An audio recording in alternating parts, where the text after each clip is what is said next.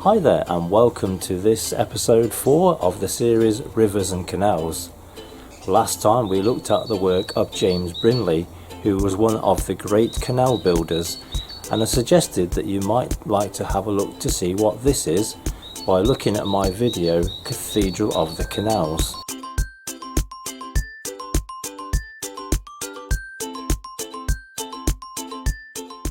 I know many of you did because I can see from the viewing figures for that video.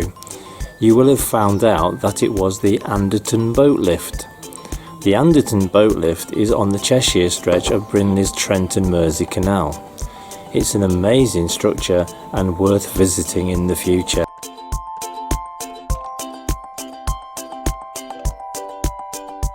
When Brindley and his friend Josiah Wedgwood set about building the canal, some people might have thought it was a bit crazy, because not all of its course would be level. There were lots of up and down parts, so as well as a tunnel, Brindley had to put in 74 locks. Now, he'd never designed or built a lock before, so he had to do a bit of experimenting and build a mock-up in a garden. So eventually he came up with his narrow lock.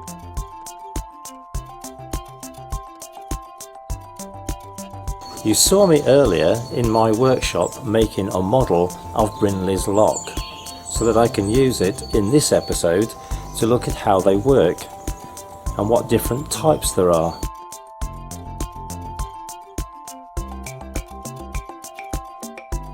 In the Anderton boat lift, boats are driven into a large metal tub, which is lifted up to the canal above. But that is a massive structure and was built long after James Brindley was around.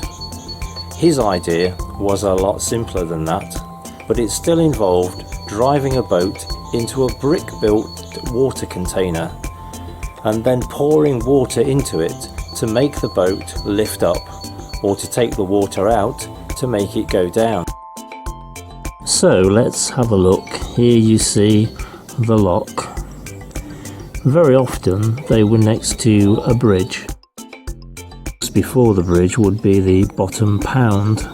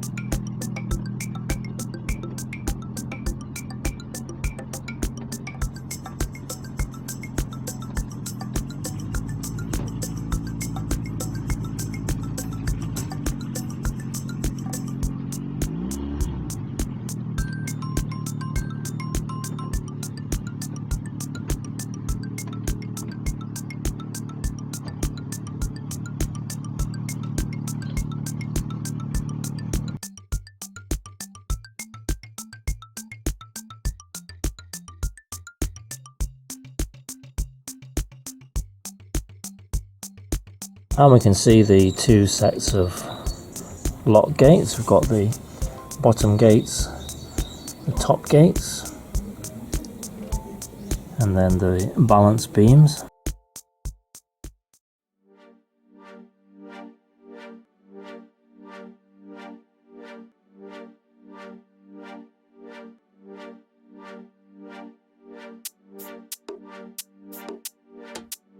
There is a cutaway, and I can remove the bank to show you how the lock works. We have the lock chamber.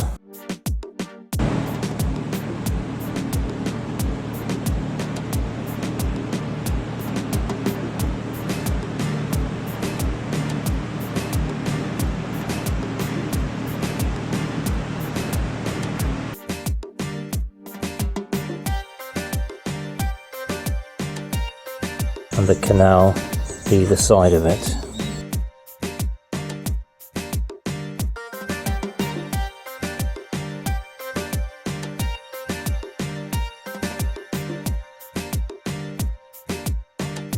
So the idea was to drive the boat into the chamber and let the water lift or lower the boat.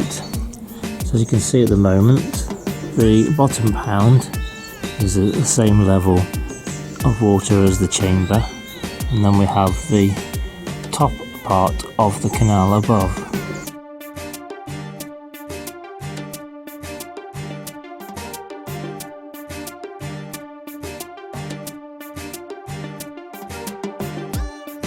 Lock chambers can vary in size.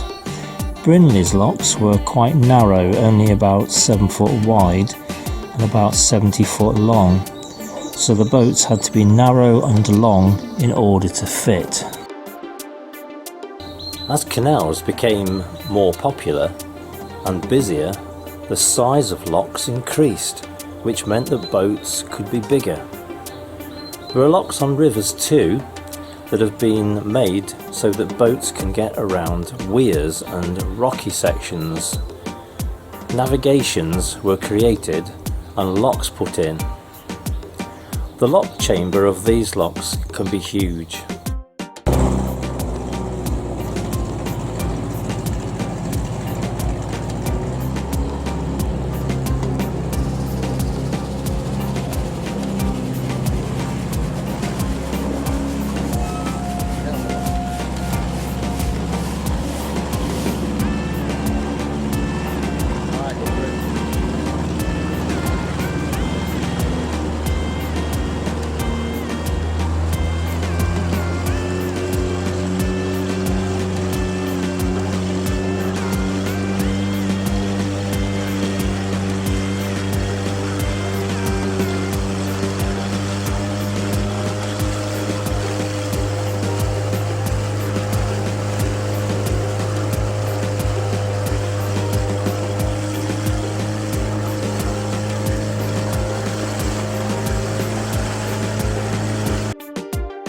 Each end of the lock there are huge wooden gates which are closed to keep water in the chamber. Brinley built his lock like this one. At the lower end there were 2 gates that met in the middle, and at the other end was only one. That's because having only one gate to worry about at one end made it quicker to operate. The gate at the upper end is much shorter than the lower end. You couldn't have one gate on the lower side as it would have been too heavy to move. Other bigger locks have 2 gates at both ends.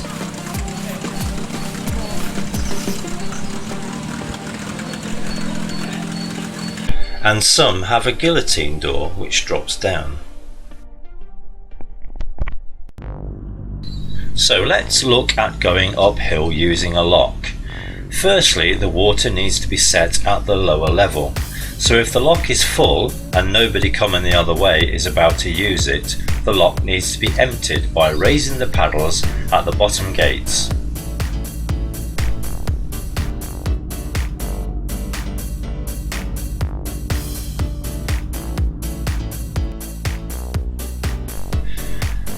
Once that is done, the gates can be opened by leaning against the balance beam.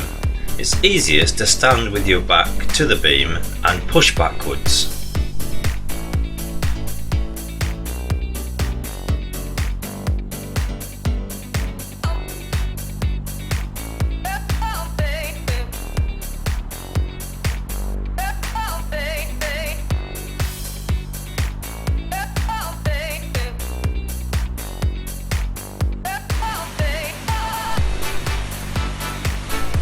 Once the bottom gates are open, the boat can be driven into the lock chamber.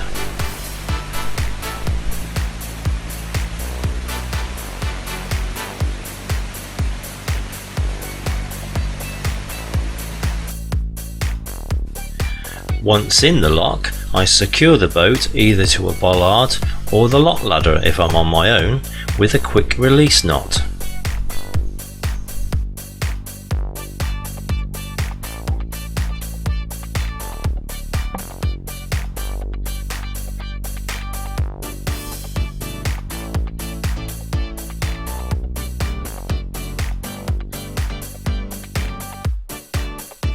The bottom gates are pushed closed and the bottom paddles are closed so that water can no longer escape.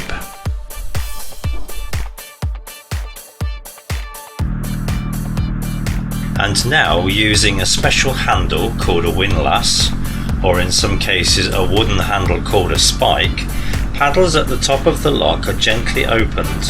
Some locks will have 4 paddles on the top gates, that is 2 ground paddles that fill the lock from the bottom, and 2 gate paddles.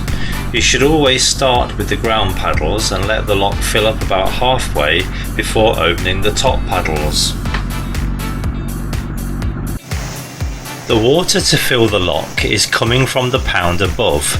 This is why canals, like rivers, need a source of water which will constantly replenish the water that is being used. Back in the day, locks were often manned by lock keepers who lived in a cottage at the side of the lock. The lock is now filled and at the same level as the upper part of the canal.